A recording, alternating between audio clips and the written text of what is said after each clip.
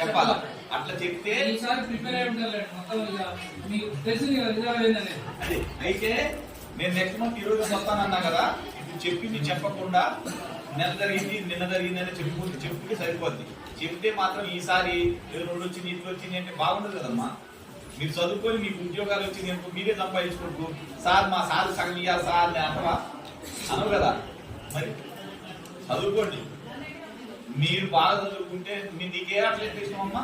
కబడ్డీ. ఆడపిల్లలు ఏందమ్మా? కబడ్డీ. నీకేందా? నీకురా? అవురా అమ్మా?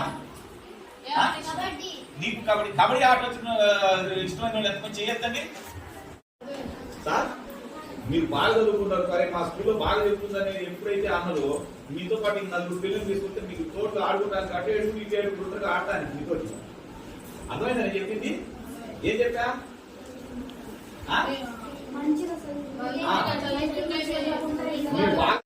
వారు మీ దగ్గరికే వస్తారుగా. మీరు అప్పుడు ఆడుకోవడానికి మీరు ఏ ఆట ఆడుకోవాలంటే ఆడికి అందరు ఉంటారు దగ్గర ఉండగా.